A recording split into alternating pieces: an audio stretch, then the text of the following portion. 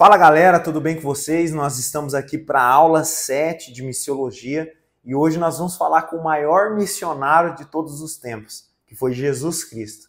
Jesus Cristo de Nazaré, nós vimos nas aulas anteriores que foi o maior, porque ele pisou aqui nessa terra sem nenhum preconceito, ele andou em lugares onde talvez eu e você não andaríamos.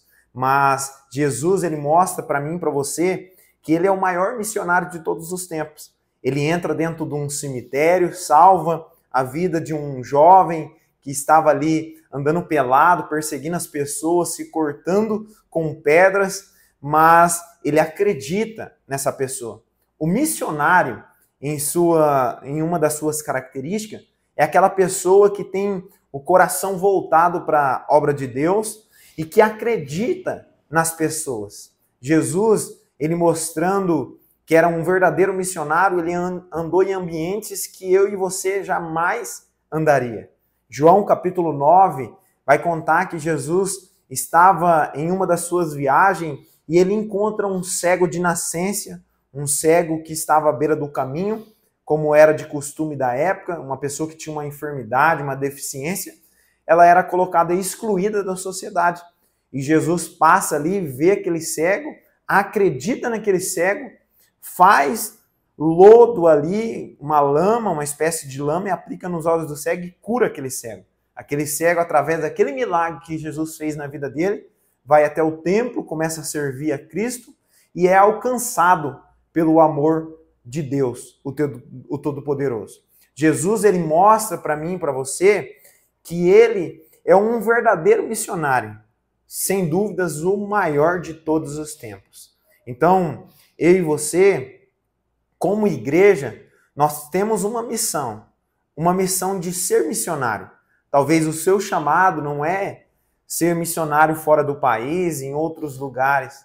Talvez você é aquele missionário que vai pregar e levar a palavra às pessoas que estão no contexto em que você vive, no seu trabalho, na faculdade, na escola, em qualquer ambiente que você estiver.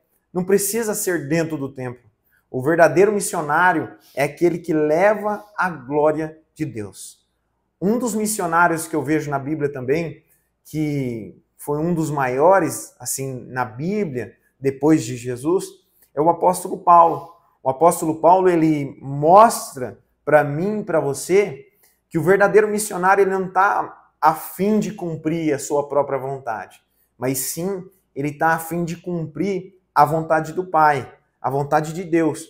A vontade de Deus, em Filemão e em Timóteo, vai dizer que todos chegam ao pleno conhecimento da verdade.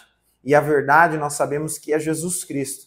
João capítulo 14, versículo 6, a Bíblia vai dizer, Jesus vai dizer, eu sou o caminho, eu sou a verdade, eu sou a vida. Ninguém vem ao Pai se não for por mim. Então Jesus ele mostra para mim e para você, também um apóstolo Paulo, que um verdadeiro missionário é aquele que leva e carrega a glória de Deus. O apóstolo Paulo, em um naufrágio, em meio ali às cadeias, ele estava sendo preso, sendo levado diante de César, e ele ali, mesmo passando por dificuldade, ele falou do amor de Deus. Ele se deixou ser usado por Deus.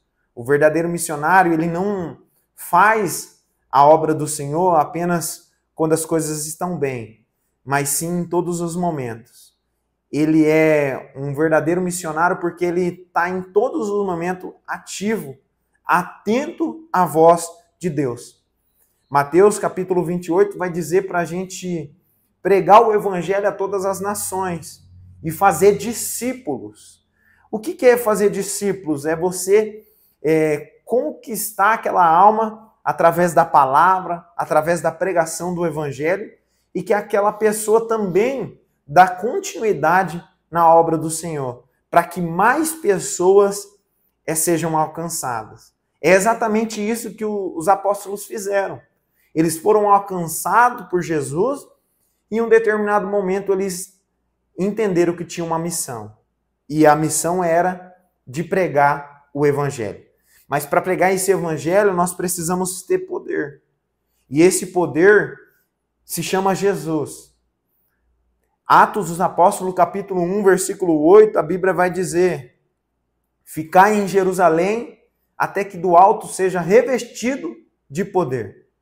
Então, para a gente testemunhar do amor de Deus, nós precisamos conhecer esse poder. Nós precisamos se revestir desse poder. Um verdadeiro missionário, ele antes de tudo, antes de pregar a palavra, antes de fazer o ID do Senhor, ele precisa ter esse relacionamento profundo com Deus. Ele precisa ser cheio do Espírito Santo de Deus. Então, houve um momento que a igreja foi perseguida. Houve um momento onde os apóstolos, os discípulos passaram por várias cadeias, várias perseguições. Mas eles não desanimaram, eles não desfaleceram, porque eles tinham um propósito. Eles tinham essa missão de vida. E missão, nós aprendemos na primeira aula, é incumbência. É aquilo que Deus determinou para a sua vida. É o chamado específico para você. A pergunta que eu quero fazer de reflexão: você já achou a sua missão de vida? Você já descobriu aquilo que o Senhor tem para a sua vida? Eu lembro de Jeremias. Jeremias, ele vem de uma família sacerdotal. O seu bisavô, o seu avô, todos foram sacerdotes. E quando chegou na sua vez, quando ele nasceu, quando ele cresceu, certamente todas as pessoas acharam que ele seria sacerdote. Mas a palavra de Deus vai dizer em Jeremias capítulo 1 que Deus escolheu ele antes mesmo do ventre materno. E Deus separou como profeta das nações. Então não era sacerdote, ele era profeta. Então eu preciso descobrir qual o chamado que o Senhor tem para a minha vida. Qual é a missão de Deus para a minha vida. E eu encerro essa aula com essa reflexão. Você já descobriu o seu chamado? Você já descobriu o seu propósito? Amém? Você precisa buscar isso no seu coração. Qual é o seu chamado? Amém? Deus abençoe.